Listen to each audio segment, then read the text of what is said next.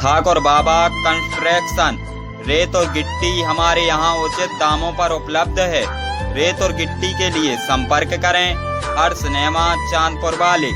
हमारे ऑफिस का पता है मेन बस स्टैंड, रहली देवरी रोड, चांदपुर।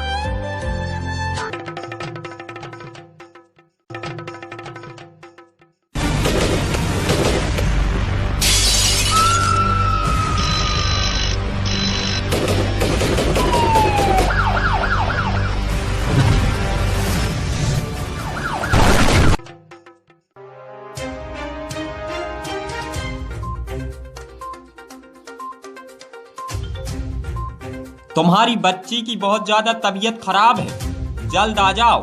इस तरह की फोन में बात कहकर एक अधेड़ उम्र का व्यक्ति धोखे से अपनी पत्नी और उसके प्रेमी को भोपाल से जबलपुर बुलाता है और फिर जब जबलपुर में बुलाकर अपनी पत्नी के प्रेमी की चाकुओं से वार करके उसकी हत्या कर देता है और मौके से फरार हो जाता है।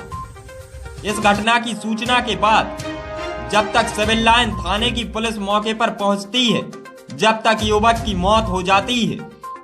बताया जा रहा है कि आरोपी की पत्नी करीब 9 माह पहले उसे छोड़कर भोपाल अपने प्रेमी के साथ चली गई थी और वो वहीं रह रही थी। जानकारी के मुताबिक महिला नीतू और राम प्रसाद की शादी करीब 12 वर्ष पहले हुई थी।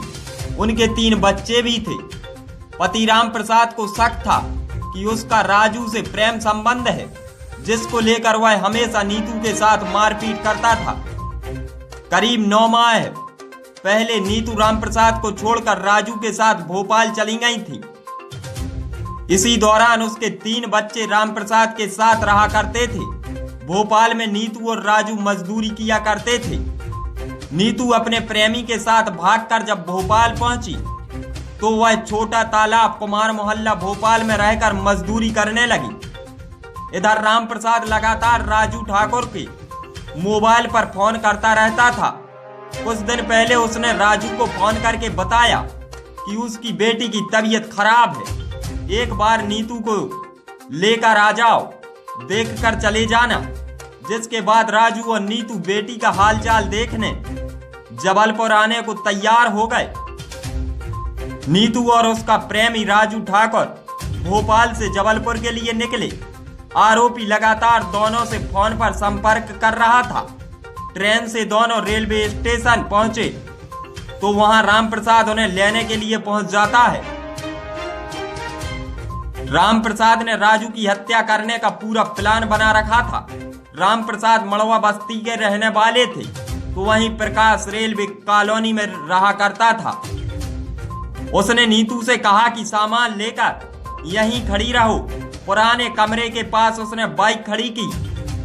राजू को लेकर वह बाइक उठाने चला गया और करीब 10 मिनट बाद जब बाइक लेकर राम प्रसाद अकेला लौटा और नीतू से कहने लगा कि मैंने राजू की हत्या कर दी है।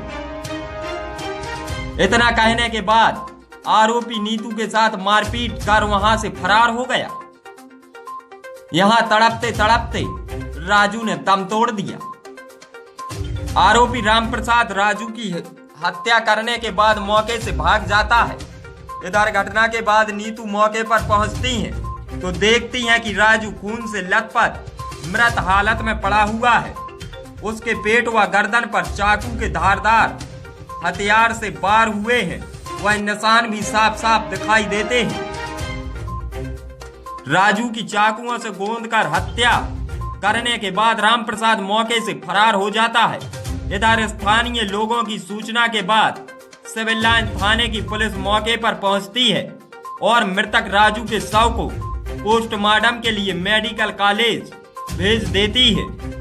साथ ही नीतू की शिकायत पर पुलिस ने राम प्रसाद के खिलाफ हत्या का मामला दर्ज कर लिया है और अब आरोपी की तलाश शुरू कर दी है।